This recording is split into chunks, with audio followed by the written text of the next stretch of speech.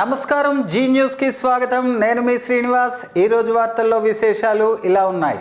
రాష్ట్ర సమగ్ర అభివృద్ధిలో భాగమయ్యేలా స్థానిక జిల్లా మీదుగా ఉన్న జాతీయ రహదారి 16ను మరింతగా అభివృద్ధి చేయాల్సి ఉందని కేంద్ర పౌర విమానయాన శాఖ మంత్రి కింజరాపు రామ్మోహన్ నాయుడు అభిప్రాయం వ్యక్తం చేశారు.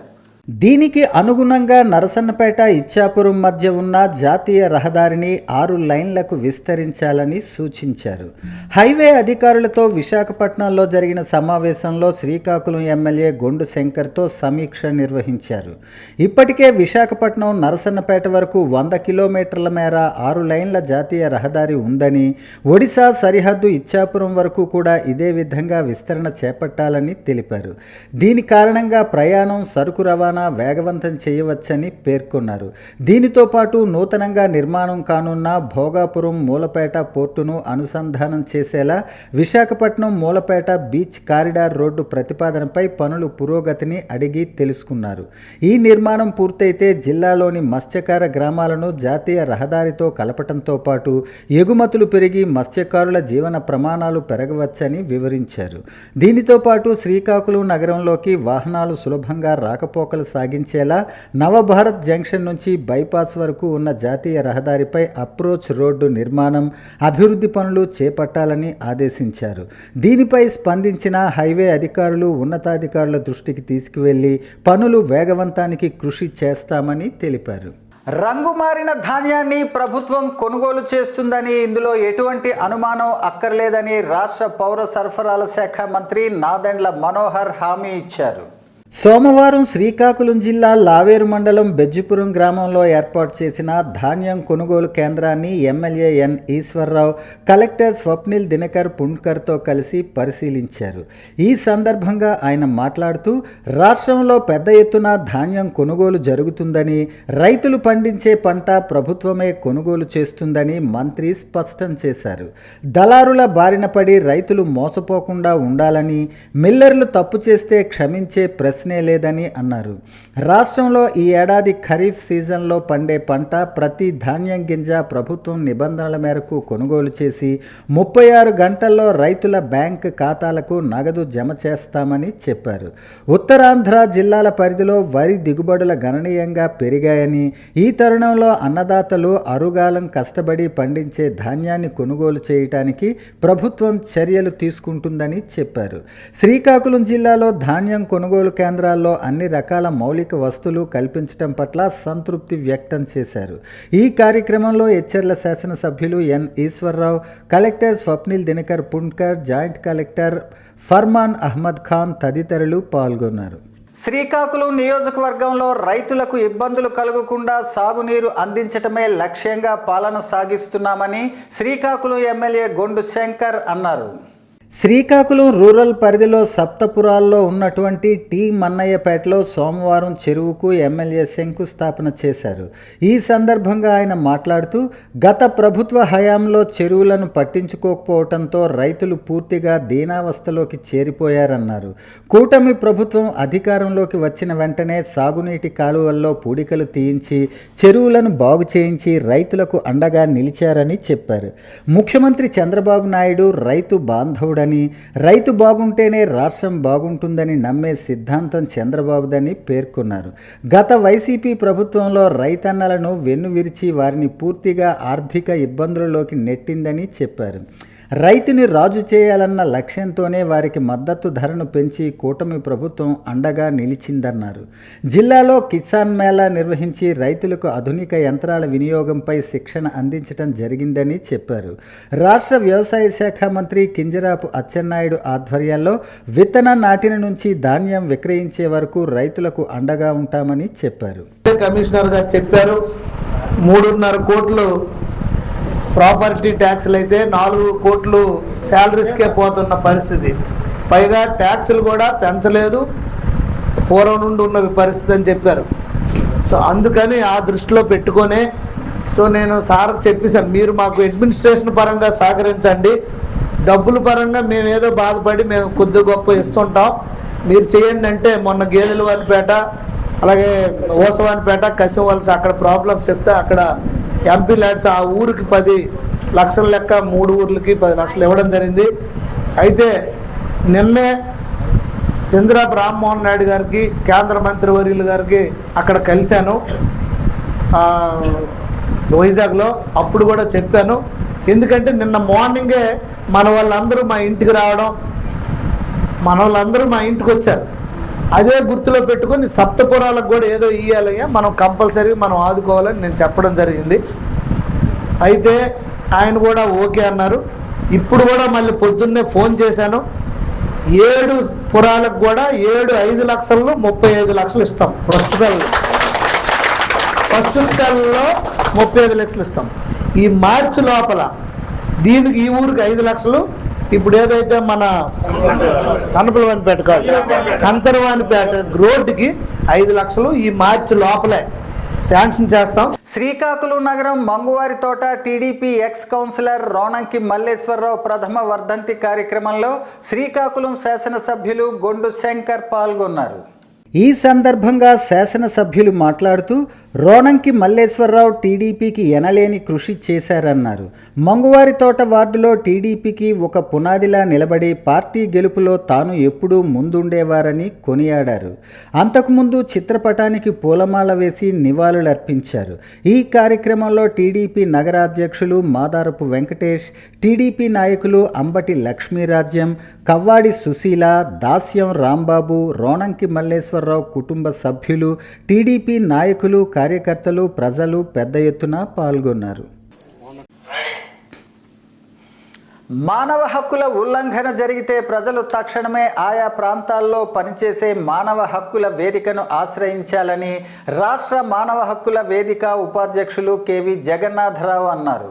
దేశవ్యాప్తంగా మానవ హక్కుల వేదిక ఆధ్వర్యంలో పెద్ద ఎత్తున అవగాహన కార్యక్రమాలు ఏర్పాటు చేస్తున్నామని చెప్పారు. ఈ నెల 14, 15 తేదీల్లో అనంతపురం జిల్లాలో రాష్ట్ర మానవ హక్కుల వేదిక ఆధ్వర్యంలో రాష్ట్ర మహాసభలు 2 రోజుల పాటు జరుగుతాయని చెప్పారు. ఈ సభల్లో సంస్థాగత కార్యక్రమాలపై సమీక్ష ఉంటుందని అన్నారు. వివిధ సామాజిక అంశాలపై ఉపన్యాసాలు ఉంటాయని అన్నారు. కుల గణన ఎందుకు అవసరం అనే అంశంపై ప్రముఖ సామాజిక విశ్లేషకులు ఎస్ఎన్ సాహు ప్రసంగిస్తారని, మానవ హక్కుల ఉల్లంఘనలు అనే అంశంపై స్వతంత్ర విలేకరి మాలిని సుబ్రహ్మణ్యం ప్రసంగిస్తారని జగన్నాథరావు తెలిపారు. కాషాయకరణ కానీ ఒక మత విద్వేషాలకు వ్యతిరేకంగా ఉద్యమించాల్సిన అవసరం ఉంది. ఈ మన భారతదేశంలో అన్ని మతాలకి సమాన గౌరవం ఉంటుంది. అందులో ఒకటి ఎక్కువ ఒకటి తక్కువ అని లేదు. మతం అన్నది వ్యక్తిగతమైన స్వేచ్ఛది.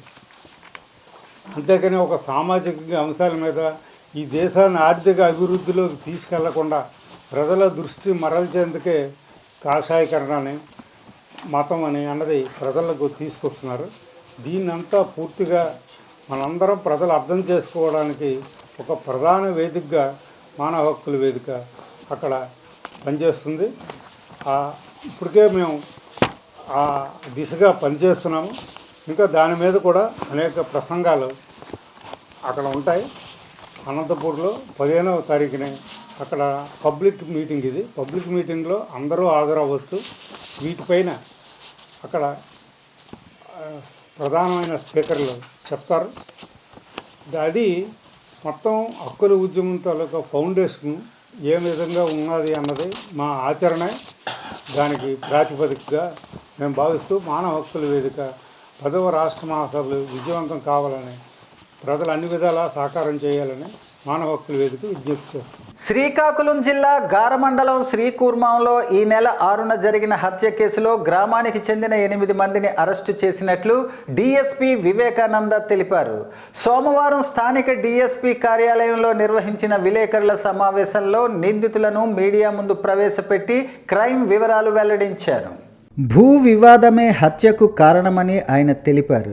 ఉప్పాడ రాములమ్మకు చెందిన 1.4 ఎకరాల భూమిని మృతుడు రాజేష్ సహకారంతో ఉప్పాడ సూర్యనారాయణ, చుక్కా రాము, అనపాన షణ్ముఖరావు కొనుగోలు చేశారనే కక్షతో దాడి చేశారని తెలిపారు.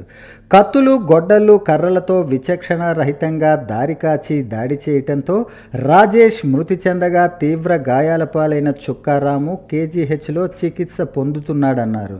దాడి నుంచి రామును కాపాడటానికి వచ్చిన ఆయన భార్య సరోజిని గాయాల పాలైందని, దాడి నుంచి ఉప్పాడ సూర్యనారాయణ త్రుటిలో తప్పించుకున్నారని తెలిపారు. 2018లో భూ వివాదం నేపథ్యంలోనే సూర్యనారాయణపై కొయ్య భాస్కర్రావు కుటుంబ సభ్యులు దాడి చేశారని తెలిపారు. ఇప్పటికీ ఈ కేసు న్యాయస్థానంలో ఉందని, ఉప్పాడ రాములమ్మ వద్ద కొనుగోలు అగ్రిమెంట్ చేసుకున్న భూమి కొయ్య భాస్కర్రావు అధీనంలోనే ఉందని, దీన్ని అగ్రిమెంట్ చేసుకున్న స్వాధీనం చేయకుండా అడ్డుకోవటానికి ఉద్దేశపూర్వకంగానే మారణాయుధాలతో విచక్షణ రహితంగా దాడి చేశారని తెలిపారు. దాడిలో ప్రత్యక్షంగా ప్రమేయం ఉన్న కొయ్య భాస్కర్రావు, కొయ్య రమేష్, కొయ్య లోకేష్, కొయ్య సాయి కిరణ్, కొయ్య గురయ్య, గుజ్జు లక్ష్మణ, గుజ్జు రామారావు, గుజ్జు శ్రీను అరెస్టు చేసి కోర్టులో హాజరుపరచనున్నట్లు తెలిపారు. వీరి నుంచి దాడికి ఉపయోగించిన ఆయుధాలను స్వాధీనం చేసుకున్నామని, వీరిపై రౌడీ షీట్ తెరవనున్నట్లు తెలిపారు. వస్తూ ఉన్నటువంటి ఇద్దరు వ్యక్తుల్లో ఒక వ్యక్తి వెంటనే అక్కడి నుంచి తప్పించుకున్నాడు. రెండో వ్యక్తి చుక్కా రాము అనే వ్యక్తికి తీవ్ర గాయాలయ్యి ప్రజెంట్ విశాఖపట్నం కేజీహెచ్ హాస్పిటల్లో ట్రీట్మెంట్ పొందుతున్నాడు. వీళ్ళిద్దరినీ నరుకుతూ ఉండగా దగ్గరలోని ఇంట్లో ఉన్నటువంటి ఆమె వాళ్ళ బంధువులు, ఆమె ఇమీడియట్గా వాళ్ళని రక్షించడానికి అక్కడికి వచ్చింది. ఆమె కూడా ఈ దాడిలో తీవ్రంగా గాయపడడం, సరోజిని ఆమె కూడా గాయపడడం జరిగింది. ఇమీడియట్గా ఎస్ఐ గారికి సమాచారం రాగానే హుటాహుటిన అక్కడికి వెళ్ళడం, దాని మీద ఇమీడియట్గా ఆమె హాస్పిటల్ షిఫ్ట్ చేయడం జరిగింది. మార్గ మధ్యలో ఆయన ఉప్పాడ రాజేష్ అని ఆయన చనిపోయాడు. ఆ సమాచారం తెలుసుకుని సిఐ గారు, నేను, మా ఎస్పీ గారు ఉత్తర్వుల మేరకు నేరస్థానానికి వెళ్ళి పరిశీలన చేసి ఇమీడియట్గా కేసు నమోదు చేయడం, దాని మీద విచారణ చేస్తే 1 ఎకరము 40 సెంట్ల ల్యాండ్ గురించి ఈ యొక్క గొడవ జరిగినట్టుగా మాకు దర్యాప్తులో తేలింది. ఇందులో ముద్దాయిలుగా ఉన్నటువంటి ఈ వ్యక్తుల మీదే 2018లో ఒక అటెంప్ట్ టు మర్డర్ కేసు కూడా నమోదై ఉంది. అందులో ఎవరైతే ఈ కేసులో పారిపోయి రక్షించుకున్నాడో ప్రాణాన్ని, ఆయన ఆ కేసులో బాధితుడు. ఆయన మీద అప్పట్లో వీళ్ళందరూ ముద్దాయిలు అటెంప్ట్ టు మర్డర్ చేయడంతో వాళ్ళందరినీ కూడా అప్పట్లో అరెస్ట్ చేసి జైలు పంపడం జరిగింది. గార పోలీస్ స్టేషన్ పరిధిలో ట్రైమాక్స్ పాటు సరుబుజ్జిలి, బొబ్బిలిలో 27 లక్షల విలువైన కాపర్ ప్లేట్స్, ట్రాన్స్ఫార్మర్స్ని, కాపర్ కేబుల్స్ని చోరీ చేసిన 4 నిందితులను అదుపులోకి తీసుకున్నట్టు డీఎస్పీ వివేకానంద తెలిపారు. సోమవారం స్థానిక డీఎస్పీ కార్యాలయంలో నిర్వహించిన విలేకరుల సమావేశంలో నిందితులను తీసుకువచ్చి క్రైమ్ వివరాలు వెల్లడించారు. ట్రైమాక్స్లో ట్రాన్స్ఫార్మర్లోని కాపర్ ప్లేట్లు, కేబుల్స్ చోరీకి గురయ్యాయని వచ్చిన ఫిర్యాదుపై ప్రత్యేక బృందాన్ని ఏర్పాటు చేసి దర్యాప్తు చేసినట్లు డీఎస్పీ వెల్లడించారు. కొమరవానిపేటకు చెందిన కొమర తారకేశ్వరరావుతో పాటు గాజువాకకు చెందిన కదిరి హరీష్, గడ్డపాటి తిలక్, చెన్ను చంటి కలిసి ట్రైమాక్స్లో 26 లక్షలు, సరుబుజ్జిలి, బొబ్బిలి పోలీస్ స్టేషన్ల పరిధిలో 1 లక్ష విలువైన ట్రాన్స్ఫార్మర్ కాపర్ కేబుల్స్ చోరీ చేసి వాటిని గాజువాకలోని పైలా ప్రకాష్ అనే స్క్రాప్ నిర్వాహకుడికి విక్రయించినట్లు గుర్తించామన్నారు. ట్రైమాక్స్లోని కాపర్ ప్లేట్లు, కేబుల్స్ కారులో 4 సార్లు తరలించినట్లు గుర్తించామన్నారు. కారులో తరలిస్తుండగా పట్టుబడిన 4గురిని అదుపులోకి తీసుకుని విచారించి వారి నుంచి 772 కేజీల కాపర్ ప్లేట్లను, కేబుల్ను స్వాధీనం చేసుకున్నట్టు తెలిపారు. చోరీ కాపర్ను కొనుగోలు చేసిన స్క్రాప్ నిర్వాహకుడు పైలా ప్రకాష్ పరారీలో ఉన్నట్టు తెలిపారు. పోలీసులు అదుపులో ఉన్న 4 పాత నేరస్తులేనని, వీరిపై వివిధ పోలీస్ స్టేషన్లలో కేసులు నమోదై ఉన్నట్టు తెలిపారు. విలేకరుల సమావేశంలో సిఐ పైడపు నాయుడు, గార ఎస్ఐ జనార్దన్ రావు పాల్గొన్నారు. సుమారు 27 లక్షల రూపాయలు వర్తైనటువంటి కాపర్ కేబుల్స్ని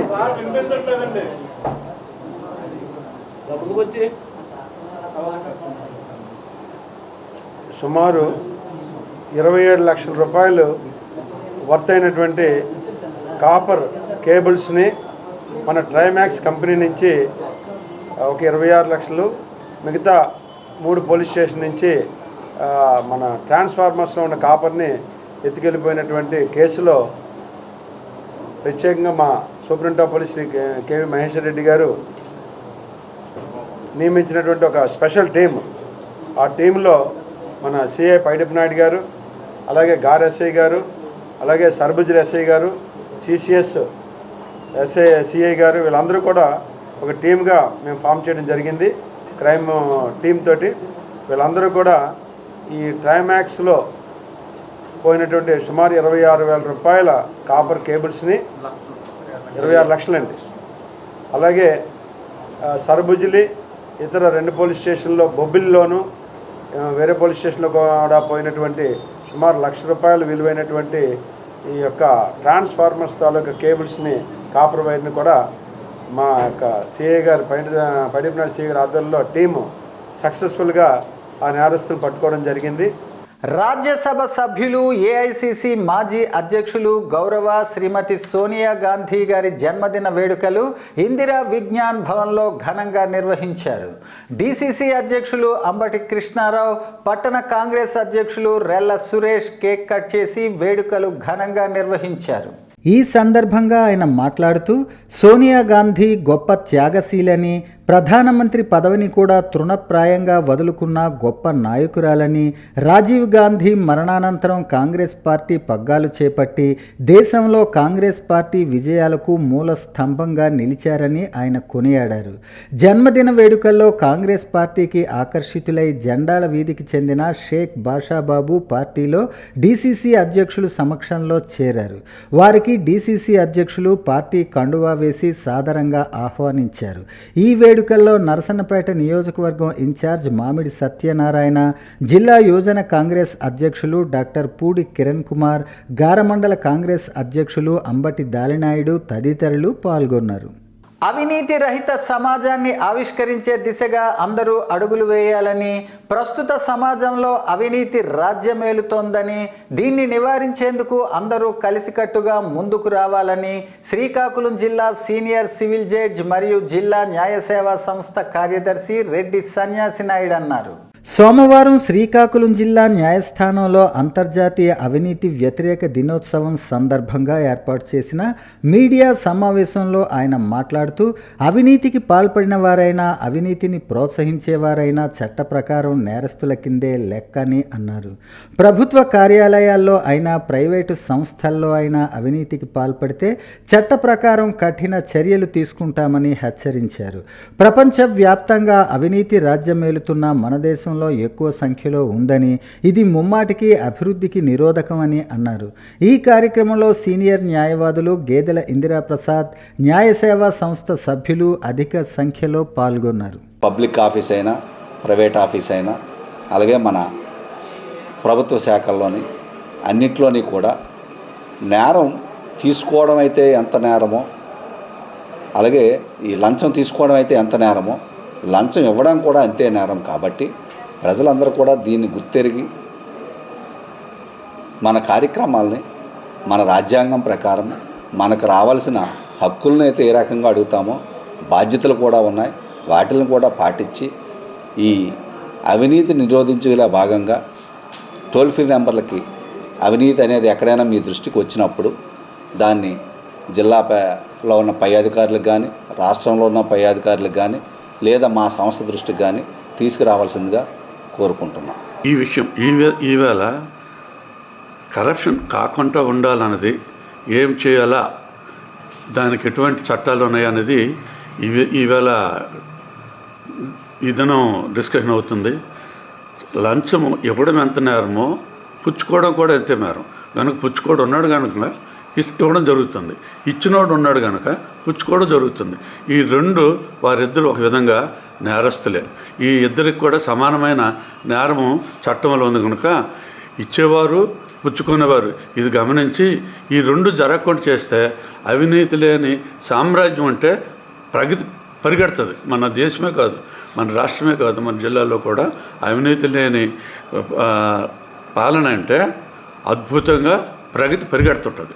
మెలియాపుట్టి మండల కేంద్రంగా ఐటీడీఏ ఏర్పాటు చేయాలని, గిరిజనులు సాగు చేస్తున్న పోడు భూములకు పూర్తి స్థాయిలో పట్టాలు ఇవ్వాలని, గిరిజన గ్రామాలు సమగ్రాభివృద్ధి చేయాలని, సమస్యలు పరిష్కరించాలని కోరుతూ ఆదివాసీ గిరిజన సంఘం ఆధ్వర్యంలో మెలియాపుట్టి తహసీల్దార్ కార్యాలయం వద్ద గిరిజనులు ధర్నా చేశారు. ఈ సందర్భంగా సంఘం నాయకులు మాట్లాడుతూ ఐటీడీఏ ఉన్న సీతంపేట జిల్లాల విభజన వల్ల మన్యం పార్వతీపురం జిల్లాకు వెళ్ళిపోవడంతో శ్రీకాకుళం జిల్లాలో ఐటీడీఏ లేదని, శ్రీకాకుళం జిల్లాలో మెలియాపుట్టి మండల కేంద్రంగా ఐటీడీఏ ఏర్పాటు చేస్తే గిరిజనుల సమగ్రాభివృద్ధికి తోడ్పడుతుందని అన్నారు. మండలంలో గిరిజనులు సాగు చేస్తున్న భూములకు పూర్తి స్థాయిలో పట్టాలు ఇవ్వలేదని, అటవీ హక్కుల చట్టం 2006 ప్రకారం గిరిజనులు సాగు చేస్తున్న పోడు వ్యవసాయానికి 10 ఎకరాల వరకు పట్టాలు ఇవ్వాల్సి ఉన్నప్పటికీ సాగు చేస్తున్న భూమిలో అరకొర మాత్రమే ఇచ్చారని తెలిపారు. గిరిజన గ్రామాలలో ఇప్పటికీ సరైన రోడ్లు లేవని, కొండను ఆనుకుని ఉన్న గ్రామాలకు రక్షణ గోడలు లేకపోవడంతో వర్షాలు పడితే కొండపై నుంచి నీరు ఇళ్లలోకి వచ్చేస్తుందని ఆవేదన వ్యక్తం చేశారు. పట్టాలు ఇవ్వాలి, కోడి పట్టాలు రైతు పెట్టుబడి సాయం పిఎం కిసాన్ నిధి ఇవ్వాలి, గిరిజన గ్రామంలో సీసీ రోడ్లు వేయాలి, గిరిజన గ్రామంలో సీసీ రోడ్లు వేయాలి, గిరిజన గ్రామాలకు బస్ సౌకర్యం కల్పించాలి, గిరిజన గ్రామాలకు బస్ సౌకర్యం కల్పించాలి, మెలియాపుట్టిలో ఐటీడీఏ ఏర్పాటు చేయాలి, మెలియాపుట్టిలో ఐటీడీఏ ఏర్పాటు చేయాలి, గిరిజన గ్రామాలను సమగ్ర అభివృద్ధి చేయాలి, గిరిజన గ్రామాలను సమగ్ర అభివృద్ధి చేయాలి, పూర్తి స్థాయిలో పోడు పట్టాలు ఇవ్వాలి, గిరిజనులు సాగు చేస్తున్న భూమికి పూర్తి స్థాయిలో పోడు పట్టాలు ఇవ్వాలి, సాగు హక్కులు కల్పించాలి, గిరిజనులు సాగు చేస్తున్న భూమికి సాగు హక్కులు కల్పించాలి, గిరిజనుల సమస్యల పరిష్కారం చేయాలి, గిరిజన గ్రామాలను సమగ్ర అభివృద్ధి చేయాలి, వాటర్ ట్యాంకులు ఏర్పాటు చేసి విద్యుత్ కనెక్షన్లు ఇవ్వాలి, గిరిజన గ్రామంలో వాటర్ ట్యాంకులు ఏర్పాటు చేసి విద్యుత్ కనెక్షన్లు ఇవ్వాలి,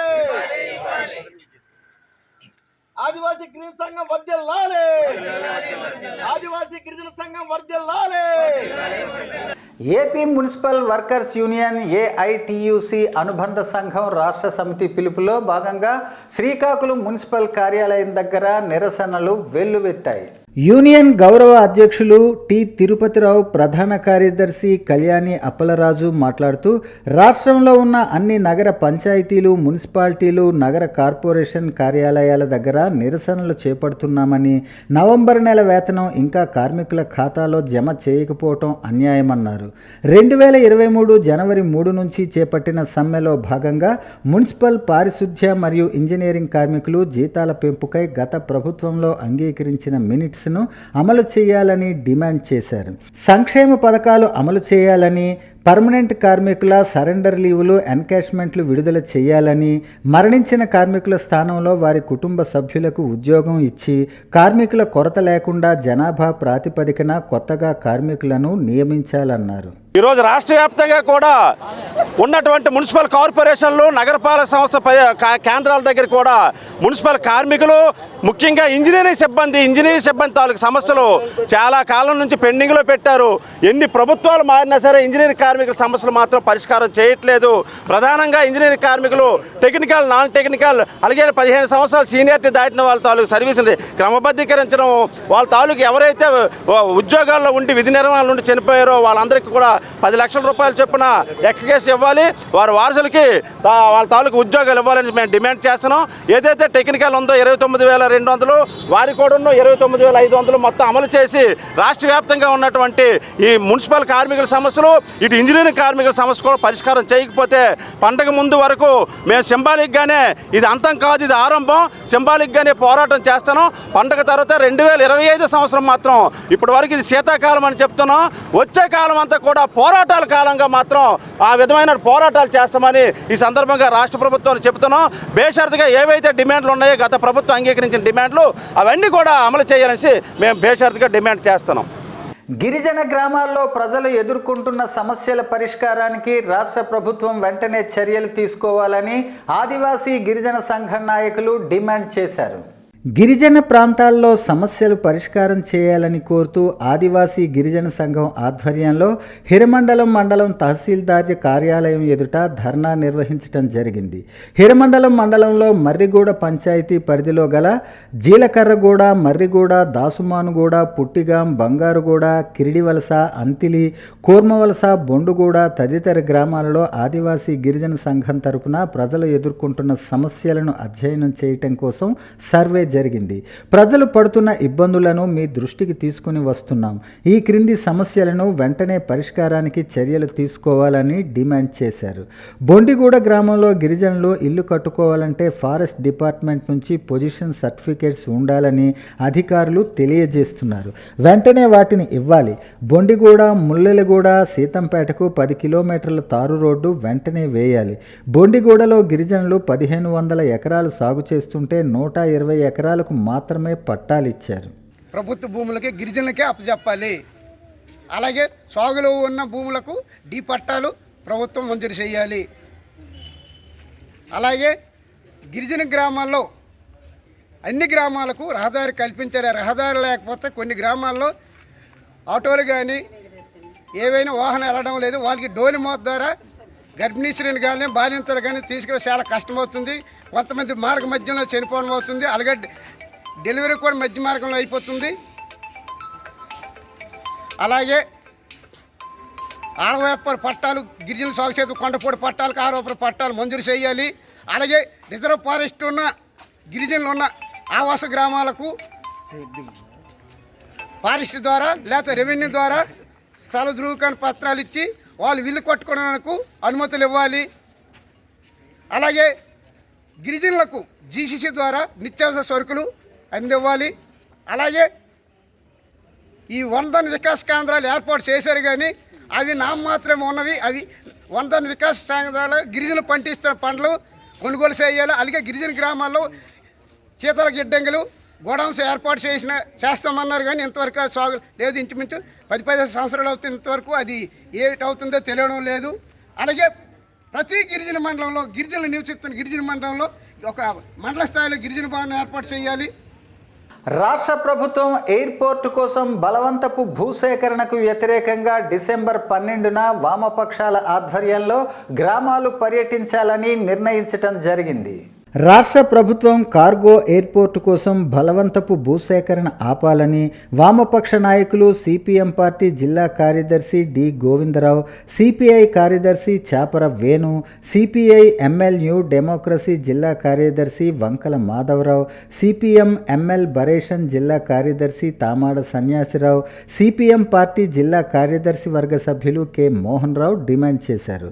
పలాసలో మీడియా సమావేశంలో వారు మాట్లాడుతూ కేంద్ర రాష్ట్ర ప్రభుత్వాలు సముద్ర తీర ప్రాంతాన్ని కార్పొరేట్లకు కట్టబెడితే సహించేది లేదని వారు హెచ్చరించారు.